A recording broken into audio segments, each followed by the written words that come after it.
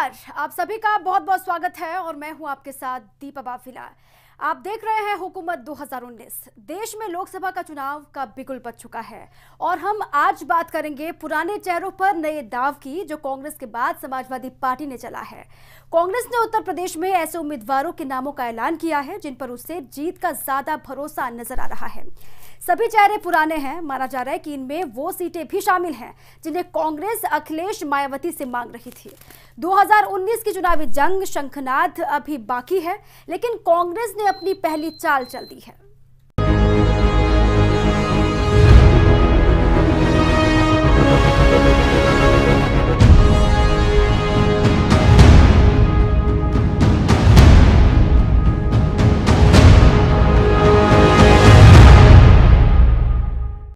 2019 की सियासी जंग का आगाज कांग्रेस ने कर दिया है। यूपी में 11 उम्मीदवारों के नाम का ऐलान कर कांग्रेस ने महागठबंधन की अटकलों पर विराम लगा दिया। न सिर्फ महागठबंधन बल्कि रायबरेली सीट से सोनिया गांधी के चुनाव लड़ने का ऐलान कर प्रियंका पर लगाए जा रहे कयासों पर भी ब्रेक लग चुका है। कांग्रेस अब फ्रंट फुट पर खेल रही है और यूपी में 80 सीटों पर चुनाव लड़ने के लिए तैयार है। देखिए हमारी खास रिपोर्ट।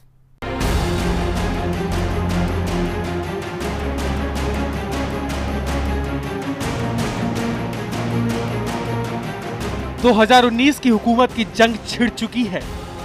कांग्रेस ने चुनावी जंग का ऐलान भी कर दिया है। अब बस इंतजार है तो चुनाव आयोग के चुनावी शंखनाद का। चुनाव दिल्ली की गद्दी के लिए है, लेकिन जंग का मैदान यूपी बना हुआ है, क्योंकि दिल्ली की हुकूमत के लिए यूपी में फतेह का झंडा बुलंद होना सभी पार्टियों के लिए बेहद अहम है। और ऐसा इसलिए है क्योंकि लोकसभा की सबसे ज्यादा 80 सीटें यहीं से आती हैं। 2019 की जंग के लिए बीजेपी विरोधी गठबंधन की बात कर रहे हैं, तो वहीं कांग्रेस ने यूपी में गठबंधन को तगड़ा झटका दिया है। यूपी में 11 उम्मीदवारों के नाम घोषित कर कांग्रेस ने गठबंधन में शामिल होने की अटकलों पर विराम लगा दिया।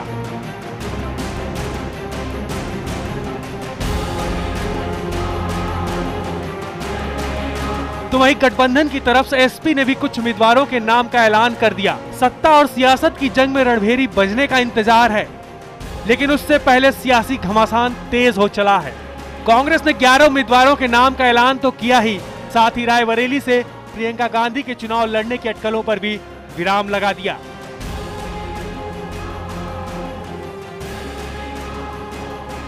बता दें कि यूपी में एसपी, बीएसपी और आरएलडी कांग्रेस के बगैर गठबंधन का ऐलान कर चुके हैं।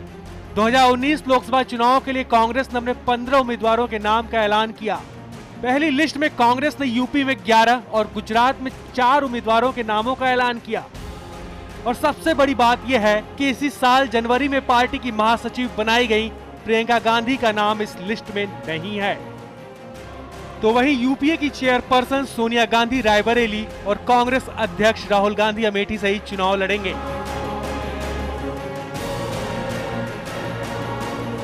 कयास लगाए जा रहे थे कि प्रियंका गांधी अपनी मां सोनिया गांधी की संसदीय सीट रायबरेली से चुनाव लड़ सकती हैं, लेकिन कांग्रेस की इस लिस्ट से इन सभी अटकलों पर भी विराम लग गया है। गौर करने वाली बात यह है कि कांग्रेस ने अपनी पहली लिस्ट में पार्टी के वफादार नेताओं को तरजीह दी है।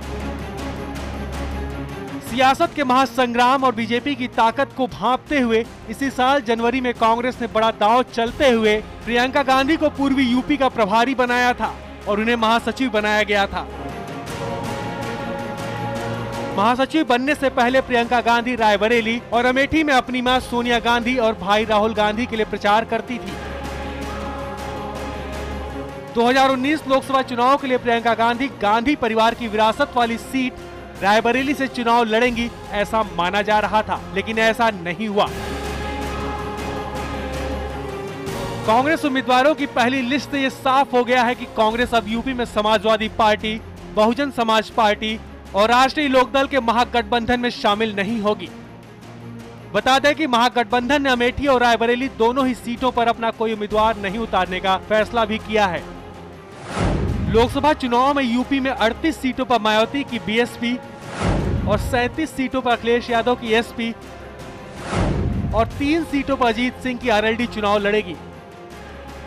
2019 में सपा बसपा ने यूपी में गठबंधन करते हुए कांग्रेस को अपने साथ लेने से साफ मना कर दिया था। उस दौरान सपा प्रमुख अखिलेश यादव और बसपा प्रमुख मायावती ने साझा प्रेस कॉन्फ्रेंस में कांग्रेस के साथ गठबंधन करने से उन्हें सीटों का नुकसान होने की बात कही थी। बुआ बबुआ की जोड़ी ने महागठबंधन की कवायदों में जुटी कांग्रेस को न सिर्फ झटका दिया था, बल्कि बीजेपी और कांग्रेस को एक जैसी भ्रष्ट पार्टी होने का तमगा भी दिया था। इस मामले में कांग्रेस पार्टी के राज में उस समय घोषित इमरजेंसी थी और अब बीजेपी के राज में अघोषित इमरजेंसी लगी हुई है। केंद्र व राज्यों में चाहे सत्ता यहाँ कांग्रेस पार्टी या बीजेपी एंड कंपनी के लोगों के हाथों में आए तो भी बात एक ही है। वहीं कांग्रेस के राहुल गांधी ने भी गठबंधन में जगह नहीं मिलने पर यूपी में पूरी ताकत के साथ चुनाव लड़ने का ऐलान किया था। राहुल गांधी ने साफ कहा था कि कांग्रेस अपनी आइडियोलॉजी के साथ यूपी में फ्रंट फुट पर सत्ता की हुकूमत की जंग लड़ेगी। The BSP and the SP have every right to have an alliance. I think the Congress party has a tremendous amount to offer the people of Uttar Pradesh. So we will obviously do our best as the Congress party. We will fight for our ideology, and I think we might give a surprise or two to people about what the Congress party is capable of doing and how the Congress party can mobilize in Uttar Pradesh. Of course, I have tremendous respect for Mayawati ji, for Mulayam Singh Yadav ji, for Akhilesh ji, and they are open to do what they choose. UP में लोकसभा की 80 सीटें हैं, जिनके लिए कांग्रेस ने 11 उम्मीदवारों के नाम की घोषणा कर गठबंधन को तगड़ा झटका देते हुए सियासी जंग का आगाज कर दिया है। अब देखना बाकी है कि गठबंधन से कांग्रेस की दूरी और प्रियंका की रायबरेली सीट से दूरी कांग्रेस को सत्ता की हुकूमत के कितने करीब ले जाती है। ब्यूरो रिपोर्ट, भारत समाचार। लोकसभा चुनाव की घोषणा से पहले ही कांग्रेस ने अपने 15 उम्मीदवारों के नामों का ऐलान कर दिया। खास बात यह रही कि पहली लिस्ट में उत्तर प्रदेश के लिए 11 उम्मीदवारों के नाम का ऐलान किया गया। कांग्रेस जिन 11 उम्मीदवारों के नामों का ऐलान कर रही है, उनमें सभी चेहरे पुराने हैं। कांग्रेस ने पुराने चेहरों पर 2019 का नया दाव लगाया है। देखिए हमारी रिपोर्ट। 2019 का सियासी घमासान, पुराने चेहरों से 2019 का नया दांव। पुराने चेहरे दिलाएंगे यूपी में जीत।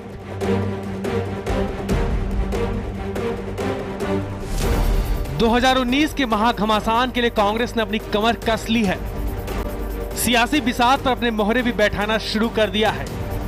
राजनीति की शतरंज में दिल्ली की हुकूमत के लिए कांग्रेस ने अपने उम्मीदवारों के 11 नामों का ऐलान कर दिया है। लेकिन सबसे बड़ी चीज तो यह है कि कांग्रेस ने 2019 के लिए अपने पुराने चेहरों पर नया दांव लगाया है। कांग्रेस ने आने वाले लोकसभा चुनाव में यूपी के लिए अपने 11 उम्मीदवारों की सूची जारी कर दी है, जिसमें राहुल गांधी, सोनिया गांधी, सलमान खुर्शीद, सलीम इकबाल शेरवानी, इमरान मसूद जैसे अहम नाम शामिल हैं। रायबरेली से सोनिया गांधी, अमेठी से राहुल गांधी, सहारनपुर से इमरान मसूद, बदायूं से सलीम इकबाल शेरवानी, धरौरा से जितिन प्रसाद, उन्नाव से अन्नू टंडन, फर्रुखाबाद से सलमान खुर्शीद, अकबरपुर से राजा रामपाल, जालौन से ब्रिजलाल खाबरी, फैजाबाद से निर्मल खत्री और कुशीनगर से आरपीएन सिंह इस लिस्ट में शामिल हैं। बदायूं से सलीम इकबाल की बात करें तो कांग्रेस ने इस बार बदायूं सीट से सलीम इकबाल शेरवानी को टिकट दिया है। सलीम इकबाल शेरवानी बदायूं सीट से 5 बार सांसद रह चुके हैं। सलीम केंद्र सरकार में मंत्री भी रह चुके हैं। बाद में वो कांग्रेस छोड़कर समाजवादी पार्टी में चले गए थे। वहां से उन्होंने चुनाव भी लड़ा और जीत भी दर्ज की। 2009 में वे फिर कांग्रेस में वापस आ गए। वे राजीव गांधी के बेहद करीबी भी रह चुके हैं। सहारनपुर से इमरान मसूद को कांग्रेस पार्टी ने सहारनपुर से टिकट दिया है। इमरान मसूद यूपी कांग्रेस के उपाध्यक्ष हैं और विधायक भी रह चुके हैं। इमरान सहारनपुर म्युनिसिपल कॉर्पोरेशन के चेयरमैन के तौर पर भी काम कर चुके हैं। इमरान 2 बार सहारनपुर सीट से लोकसभा का चुनाव लड़े, लेकिन उन्हें जीत हासिल नहीं हुई। धरौरा से जितिन प्रसाद यूपी सरकार में केंद्रीय मंत्री रह चुके हैं। पिता जितेंद्र प्रसाद भी कांग्रेस के नेता रह चुके हैं। यूथ कांग्रेस से जुड़कर उन्होंने अपने राजनीतिक करियर की शुरुआत की थी और 2004 में पहली बार लोकसभा पहुंचे थे। उन्नाव से अन्नू टंडन कांग्रेस ने पूर्व सांसद अन्नू टंडन को एक बार फिर टिकट दिया है। 2019 में अन्नू टंडन पहली बार चुनाव जीतकर लोकसभा पहुंची। अन्नू टंडन चैरिटेबल ट्रस्ट भी चलाती हैं। अन्नू टंडन कांग्रेस के पुराने चेहरों में से एक हैं, जिन पर कांग्रेस ने भरोसा जताया है। फर्रुखाबाद से सलमान खुर्शीद को कांग्रेस ने फर्रुखाबाद से लोकसभा चुनाव में उतारा है। सलमान खुर्शीद भारत सरकार में पूर्व विदेश मंत्री भी रहे और 15वीं लोकसभा के मनमोहन सिंह मंत्रिमंडल में सहकारी और अल्पसंख्यक मामलों से संबंधित मंत्रालय में मंत्री भी बनाए गए थे। 2009 के आम चुनाव में फर्रुखाबाद लोकसभा निर्वाचन क्षेत्र से वो जीते थे। अकबरपुर से राजाराम पाल। अकबरपुर लोकसभा सीट से कांग्रेस ने पूर्व सांसद राजाराम पाल को टिकट दिया है। बहुजन समाज पार्टी छोड़कर कांग्रेस में शामिल होने वाले राजाराम पाल ने 2019 में कांग्रेस के टिकट पर लोकसभा चुनाव लड़कर जीत हासिल की और कांग्रेस ने 2019 में एक बार फिर राजाराम पाल पर दांव लगाया है। जालौन से बृजलाल खाबरी। पूर्व राज्यसभा सांसद बृजलाल खाबरी को कांग्रेस ने जालौन से टिकट दिया है। बीएसपी के महासचिव रह चुके बृजलाल खाबरी ने साल 2016 में कांग्रेस का दामन थामा था। खाबरी ने मायावती पर टिकट के बदले पैसे लेने का आरोप भी लगाया था। फैजाबाद से निर्मल खत्री। डॉक्टर निर्मल खत्री भारत के संसद सदस्य हैं। 15वीं लोकसभा के सदस्य होने के साथ साथ 8वीं लोकसभा के सदस्य भी थे। दोनों बार निर्मल खत्री ने फैजाबाद निर्वाचन क्षेत्र का प्रतिनिधित्व किया था। इस बार कांग्रेस ने फैजाबाद लोकसभा सीट से निर्मल खत्री पर अपना भरोसा जताया है। कुशीनगर से आरपीएन सिंह पूर्व गृह राज्य मंत्री के साथ साथ यूपी यूथ कांग्रेस के प्रदेश अध्यक्ष भी रह चुके हैं। आरपीएन सिंह कांग्रेस के मौजूदा राष्ट्रीय सचिव हैं और पार्टी के प्रवक्ता भी हैं। आरपीएन सिंह कुशीनगर जिले के पडरौना विधानसभा सीट से 3 बार कांग्रेस के विधायक भी रह चुके हैं। हालांकि 2014 के चुनाव में वो कुशीनगर सीट से हार गए थे और दूसरे स्थान पर रहे थे। कांग्रेस ने जितने उम्मीदवारों पर दांव लगाया है वो सभी कांग्रेस के पुराने चेहरे हैं। कांग्रेस ने पुराने चेहरों से 2019 के लिए नया दांव लगाया है। कांग्रेस का ये दांव 2019 में कितना सटीक बैठेगा ये तो आने वाले लोकसभा चुनाव के नतीजे ही बताएंगे। ब्यूरो रिपोर्ट, भारत समाचार। इसी के साथ एक छोटे से ब्रेक के लिए यहाँ पर रुक रहे हैं, आप बने रहिए हमारे साथ।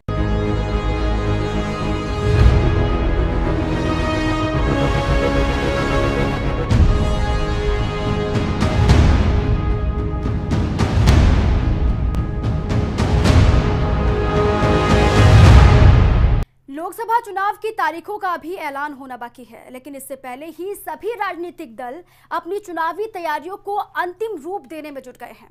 कई राजनीतिक दलों ने अपने चुनाव पूर्व गठबंधन करने के बाद अपने उम्मीदवारों की लिस्ट जारी करनी शुरू कर दी है। गुरुवार को कांग्रेस ने अपने उम्मीदवारों की पहली लिस्ट जारी की थी और अब समाजवादी पार्टी ने भी अपनी पहली लिस्ट जारी कर दी है। 9 उम्मीदवारों की लिस्ट में मुलायम के परिवार से 4 लोगों के नाम शामिल हैं।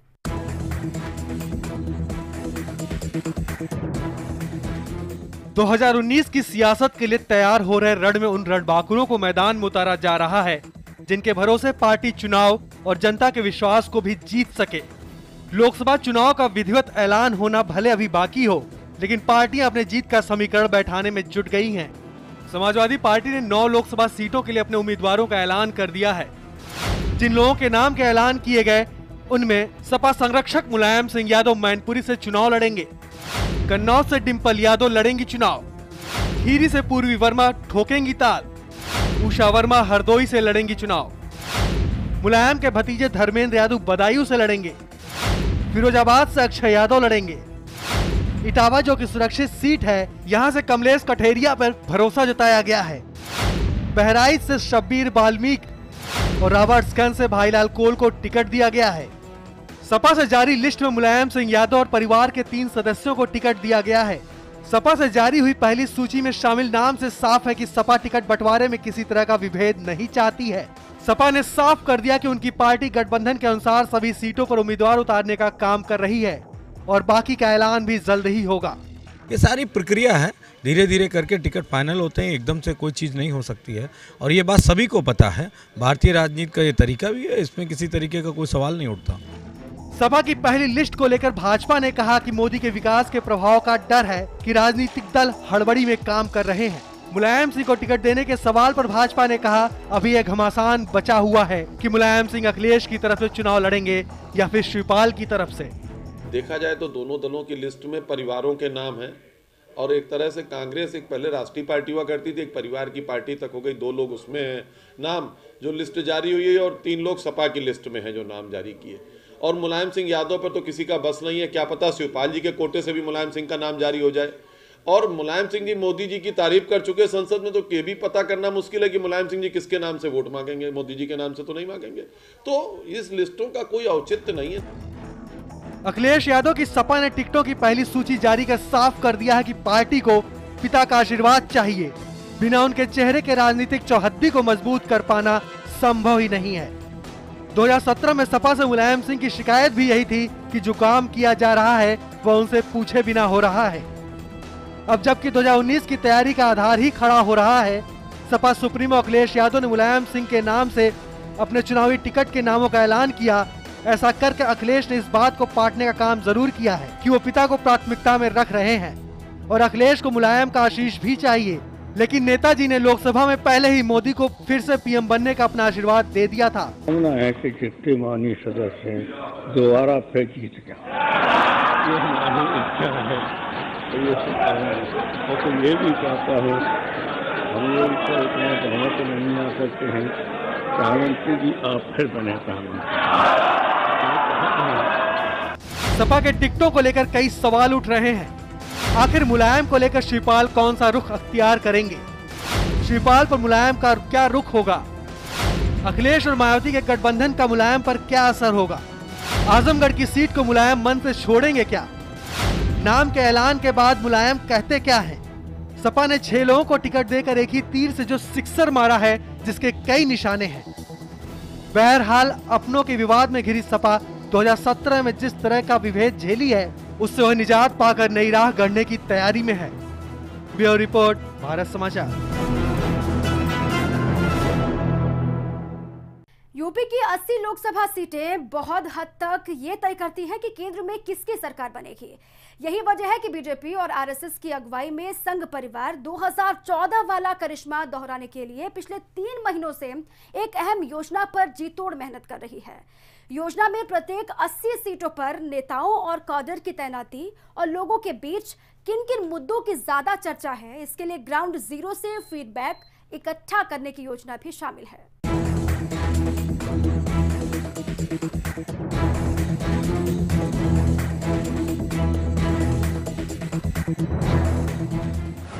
राजनीति के शतरंज पर सियासी चाल। कांग्रेस ने चला अपना दांव। सपा ने जारी की उम्मीदवारों की लिस्ट। बीजेपी कर रही विपक्ष पर वार। लोकसभा चुनाव 2019 का शंखनाद हो चुका है। सभी राजनीतिक दल अपनी तैयारियों को अंतिम रूप देने में जुट गए हैं और धीरे धीरे अपने प्रत्याशियों के ऐलान भी कर रहे हैं। लोकसभा चुनाव के दंगल में राजनीतिक पहलवानों को उतारने के सिलसिले में कांग्रेस ने यूपी में अपने 11 प्रत्याशियों का ऐलान कर दिया।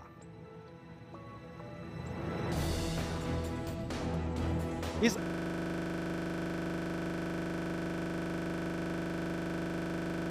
ऐलान के साथ ही कांग्रेस ने उन सभी अटकलों पर विराम लगा दिया जिसमें यह कहा जा रहा था कि कांग्रेस भी यूपी में गठबंधन में शामिल होगी। अपनी इस लिस्ट में उसने पार्टी के पुराने वफादारों पर सत्ता के शतरंज पर दांव लगाया है। पार्टी का मानना है कि चेहरे ऐसे चेहरे हैं जिनके नामों के ऐलान के साथ ही वो सूबे की सियासत पर अपनी पकड़ मजबूत बना सकेगी। यूपी की अपनी खोई सियासी जमीन को वापस पाने में ये चेहरे उनकी मदद करेंगे और जनता तक उनकी पहुंच फिर से होगी, जिससे दिल्ली की सत्ता पर कांग्रेस की पकड़ मजबूत होगी। राहुल जी ने जैसा एआईसीसी कन्वेंशन में कहा भी था कि हम नए और पुराने दोनों को साथ लेकर के सामंजस्य बना के चलना चाहते हैं, तो उसी का आपको क्रियान्वयन दिख रहा है सूची में। इसमें नए चेहरे भी हैं, यूथ भी है, और जो हमारे पुराने जो दिग्गज नेता थे जिन्होंने कांग्रेस पार्टी को इतने वर्षों में मेहनत की है, आज कांग्रेस पार्टी को यहाँ तक पहुँचाया है, जिनका बहुत बड़ा योगदान रहा है पार्टी में, उन लोगों को भी हमने सम्मान दिया है। इसके साथ ही आगामी लोकसभा चुनाव के लिए समाजवादी पार्टी ने भी अपनी कमर कस ली है और शुक्रवार को सियासत की बिसात पर उम्मीदवारों की पहली लिस्ट जारी की। सपा प्रमुख अखिलेश यादव ने इस लिस्ट में अपने पिता और सपा संरक्षक मुलायम सिंह यादव का आशीर्वाद लेते हुए उन्हें मैनपुरी से उम्मीदवार बनाया। सपा की ओर से जारी की गई सूची पर पार्टी के महासचिव रामगोपाल यादव ने अपने हस्ताक्षर भी किए। गौरतलब है कि बीते महीने सपा ने बहुजन समाजवादी पार्टी के साथ ये ऐलान किया था कि कौन किस सीट से चुनाव लड़ेगा और यूपी के 80 लोकसभा सीटों में से 2 सीटें अमेठी और रायबरेली की कांग्रेस के लिए गठबंधन ने अपनी इच्छा से छोड़ दी थी और राष्ट्रीय लोकदल को 3 सीटें देने की बात कही गई थी। ऐसे में सपा के उम्मीदवारों की लिस्ट ने सूबे में सियासी हलचल तेज कर दी है। अपने नेताओं के ऐलान के बाद जहां पार्टी अपनी तैयारियों की बात कर रही है, तो वहीं विपक्षी दल इन पर जमकर निशाना साध रहे हैं। सपा की पहली लिस्ट को लेकर भाजपा ने अपना तंज कसा। उसने कहा कि ये मोदी के विकास के प्रभाव का डर ही है कि राजनीतिक दल हड़बड़ी में काम कर रहे हैं। अब मुलायम सिंह को टिकट देने के सवाल पर भाजपा ने यह भी कहा कि अभी एक घमासान बचा हुआ है कि मुलायम सिंह अखिलेश की तरफ से चुनाव लड़ेंगे या फिर शिवपाल की तरफ से। एक तरफ जहां यूपी में बीजेपी 2019 के लोकसभा चुनाव में 2014 जैसा ऐतिहासिक परिणाम दोहराने के लिए बड़ी योजना बना रही है, तो दूसरी तरफ विरोधी दलों के प्रत्याशियों के ताबड़तोड़ ऐलान ने सियासी गतिविधियां भी यहां तेज कर दी हैं।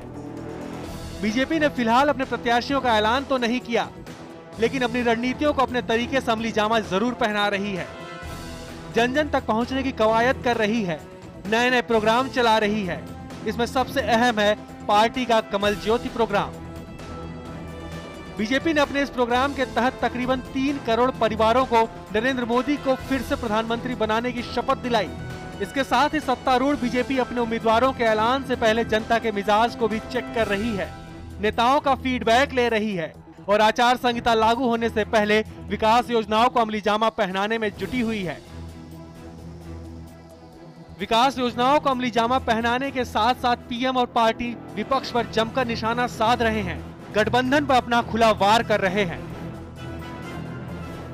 आप सभी को भली भांति पता है कि पहले उत्तर प्रदेश में बिजली की क्या स्थिति थी। अब योगी जी की सरकार ने जिस तरह बिजली पर काम किया है, उसने यहां के लोगों और उद्यमियों को पुरानी परेशानियों से मुक्ति दिलाई है। फिलहाल सभी पार्टियों की तैयारियां लगभग अपने अंतिम दौर में हैं। नए नए नारे गढ़े जा रहे हैं। अपने 73+ प्लान को अंजाम देने के लिए बीजेपी ने अपने सेनापतियों को कमान सौंप रखी है। बीजेपी जो कि 2014 में हर हर मोदी घर घर मोदी के नारे के साथ अपनी विजय पताका फहराने में कामयाब रही थी और अब पीएम की विकास योजनाओं को लेकर मैदान में उतर चुकी है। लोकसभा के रण में केंद्र सरकार के कामों का बखान करते हुए अब पार्टी ये नारे दे रही है और ये नारा है कि मोदी है तो मुमकिन है। सियासत की शतरंज पर इन नए दावों का क्या अंजाम होगा, ये तो लोकसभा चुनाव का रिजल्ट ही बताएगा। ब्यूरो रिपोर्ट, भारत समाचार।